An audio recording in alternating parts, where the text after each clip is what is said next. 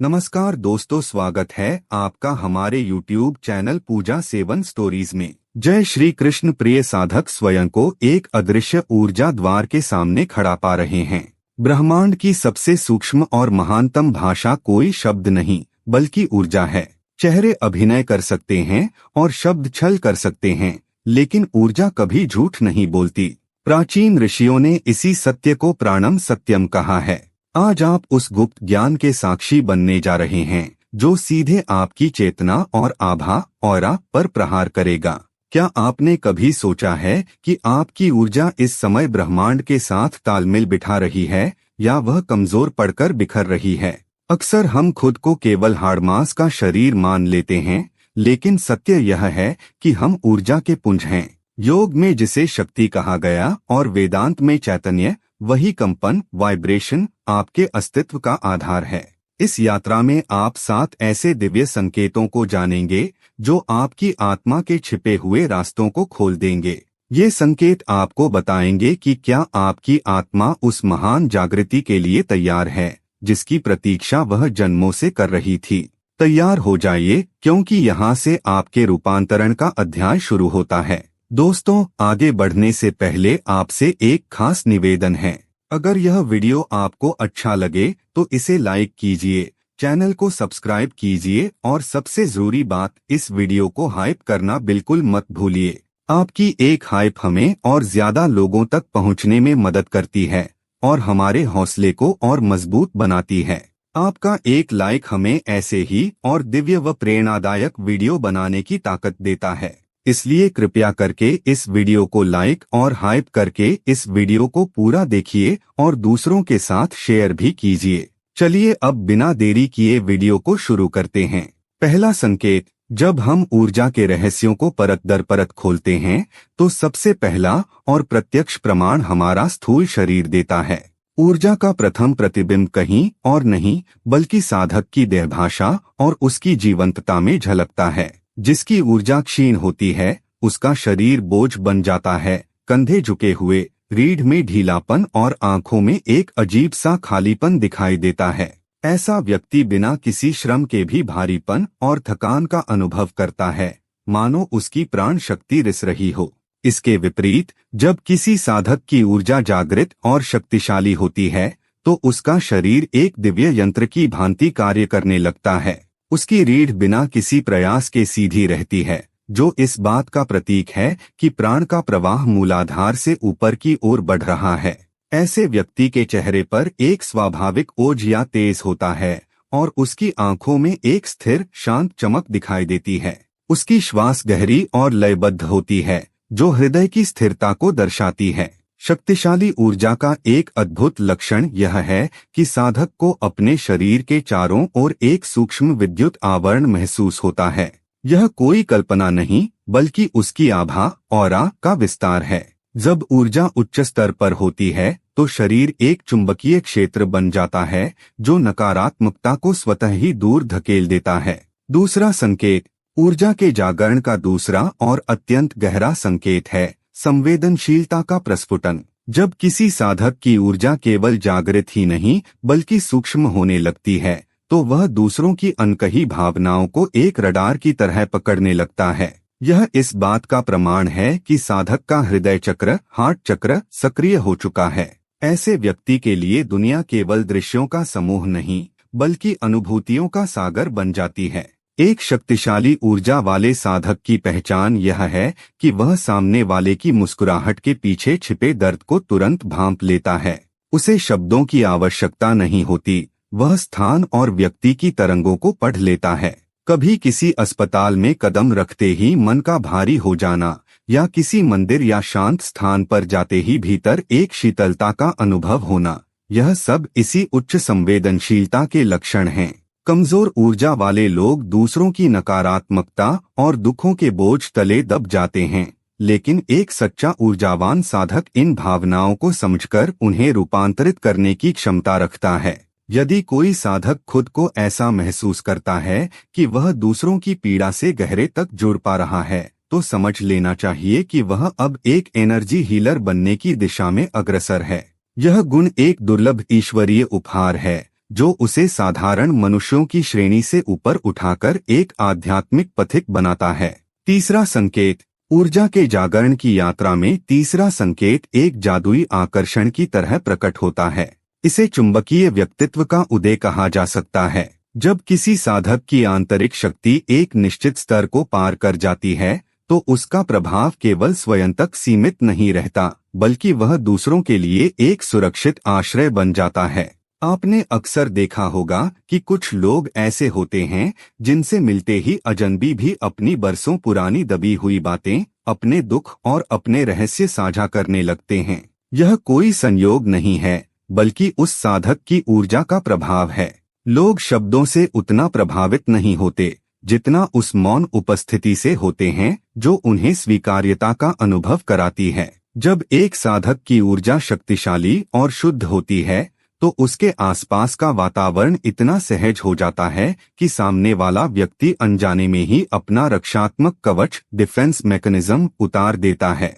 लोग अक्सर ऐसे साधकों से कहेंगे, पता नहीं क्यों, पर तुमसे बात करके मन बहुत हल्का महसूस हो रहा है। यह ऊर्जा का वह स्तर है जहां व्यक्ति बिना बोले भी शांति का संचार करता है। जिस तरह प्यासा व्यक्ति कुएं की ओर खिंचा चला आता है, उसी तरह अशांत मन वाले लोग सुकून की तलाश में ऐसे ऊर्जावान व्यक्ति की ओर आकर्षित होने लगते हैं। यह शक्ति दर्शाती है कि साधक का अस्तित्व अब एक उपचारक, हीलर की तरह कार्य कर रहा है। याद रखिए, लोग आपकी सुंदरता या बुद्धिमत्ता से प्रभावित हो सकते हैं, लेकिन वे समर्पित केवल आपकी ऊर्जा के प्रति होते हैं। यदि कोई भी व्यक्ति आपकी उपस्थिति में खुद को सुरक्षित और शांत महसूस कर रहा है तो समझ लीजिए कि आपके भीतर की दिव्य ज्योति अब दूसरों का मार्ग प्रशस्त करने लगी है। चौथा संकेत, ऊर्जा के आरोहण का चौथा संकेत अत्यंत रहस्यमयी और निर्णायक है। इसे एकांत का दिव्य आकर्षण कहा जाता है। यह एक ऐसा पड़ाव है जहां साधक की आत्मा बाहरी शोर से ऊबकर अपनी ही गहराई में उतरने का मन बनाने लगती है। आमतौर पर संसार में अकेलेपन को उदासी या अवसाद से जोड़कर देखा जाता है, लेकिन एक ऊर्जावान साधक के लिए यह अकेलापन नहीं, बल्कि स्वयं के साथ का उत्सव है। जब मनुष्य की ऊर्जा निचले चक्रों में फंसी होती है तो उसका मन हमेशा बाहर की ओर भागता है। उसे लोग चाहिए, मनोरंजन चाहिए और ध्यान आकर्षित करने के लिए भीड़ चाहिए। परंतु जैसे ही प्राण शक्ति हृदय चक्र से ऊपर उठकर कंठ और आज्ञा चक्र की ओर बढ़ती है, साधक को सन्नाटे में संगीत सुनाई देने लगता है। उसे अब भीड़ का हिस्सा बनने में वह रस नहीं आता जो कभी आता था। वह खुद को महफिलों से दूर, प्रकृति की गोद में या एक शांत कमरे में बैठने की ओर खिंचा हुआ पाता है। यह परिवर्तन एक ऊर्जा संरक्षण की प्रक्रिया है। ब्रह्मांड जानता है कि इस समय साधक के भीतर एक महान रूपांतरण घटित हो रहा है, इसलिए वह स्वाभाविक रूप से उसके जीवन से अनावश्यक शोर को हटा देता है। पुराने दोस्त छूटने लगते हैं, व्यर्थ की गपशप में रुचि खत्म हो जाती है और यहाँ तक कि परिवार के बीच रहकर भी वह मौन रहना अधिक पसंद करता है। यह कोई हानि नहीं है, बल्कि यह इस बात का प्रमाण है कि साधक का मन अब बाहरी जगत को छोड़कर उस आंतरिक साम्राज्य की ओर मुड़ चुका है जहां शांति का वास है। यदि आप भी स्वयं को भीड़ से दूर एकांत में आनंदित पाते हैं तो समझ लीजिए कि आपकी आत्मा अब अपनी सबसे महत्वपूर्ण यात्रा के लिए तैयार हो रही है। पांचवा संकेत, ऊर्जा के जागरण की यात्रा में पांचवा संकेत एक अलौकिक शक्ति के रूप में प्रकट होता है, जिसे हम अंतर्ज्ञान की प्रखरता या सिक्स्थ सेंस कहते हैं। साधारण मनुष्य अक्सर तर्क और प्रमाणों के जाल में उलझा रहता है, लेकिन जैसे ही किसी साधक की ऊर्जा नाभि और हृदय से ऊपर उठकर आज्ञा चक्र, थर्ड आई के द्वार पर दस्तक देने लगती है, उसके सोचने का ढंग पूरी तरह बदल जाता है। अब वह दिमाग से नहीं, बल्कि अपनी आत्मा की आंखों से देखना शुरू कर देता है। एक शक्तिशाली ऊर्जा वाले साधक को सच जानने के लिए सबूतों की आवश्यकता नहीं होती। उसे अचानक ऐसे पूर्वाभास होने लगते हैं जो तर्क की समझ से परे हैं। वह किसी व्यक्ति से मिलते ही उसके भीतर छिपे असली इरादों को पहचान लेता है, चाहे सामने वाला व्यक्ति कितनी ही मिठास से बात क्यों न कर रहा हो। उसे आने वाली घटनाओं के संकेत पहले ही मिलने लगते हैं, कभी सपनों के माध्यम से तो कभी अचानक कौंधने वाले एक विचार के रूप में। यह कोई जादू नहीं, बल्कि ऊर्जा का क्रिस्टल क्लियर रिसेप्शन है। जैसे एक रेडियो को सही फ्रीक्वेंसी पर सेट करने से संगीत स्पष्ट सुनाई देता है, वैसे ही जब ऊर्जा का कंपन ऊंचा होता है तो ब्रह्मांडीय सूचनाएं, कॉस्मिक डेटा बिना किसी रुकावट के साधक तक पहुंचने लगती हैं। कमजोर ऊर्जा का अर्थ है धुंधला सिग्नल, जहां मन हमेशा संशय और भ्रम में रहता है। लेकिन जागृत ऊर्जा का अर्थ है एक ऐसी स्पष्टता जहां साधक को अपना अगला कदम उठाने के लिए किसी बाहरी सलाह की जरूरत नहीं पड़ती। भीतर से आती वह मध्यम सी आवाज ही उसका ध्रुवतारा बन जाती है। यदि आपके साथ भी ऐसा हो रहा है कि आपका अनुमान अक्सर सच साबित होता है, तो समझ लीजिए कि आपकी चेतना अब भविष्य के पर्दों को भेदने की शक्ति पा चुकी है। छठा संकेत। ऊर्जा के जागरण का छठा संकेत अत्यंत प्रभावशाली और विस्मयकारी है। इसे रूपांतरकारी उपस्थिति कहा जाता है। यह वह अवस्था है जहां साधक की शक्ति केवल उसके भीतर सीमित नहीं रहती, बल्कि उसकी आभा, ऑरा इतनी विस्तृत और सघन हो जाती है कि वह एक अदृश्य प्रभाव क्षेत्र का निर्माण करती है। आपने अनुभव किया होगा कि कुछ विशिष्ट व्यक्तियों के कमरे में प्रवेश करते ही वहां का पूरा वातावरण अचानक शांत और गरिमामय हो जाता है। बिना एक शब्द बोले तनाव हवा में विलीन होने लगता है और लोग अनजाने में ही गहरी सांसें लेने लगते हैं।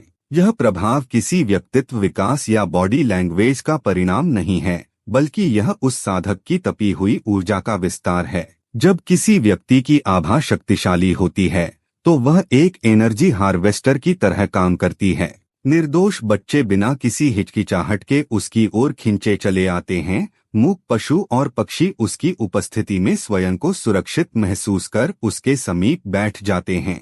यहाँ तक कि वनस्पति जगत भी इसकी गवाही देता है।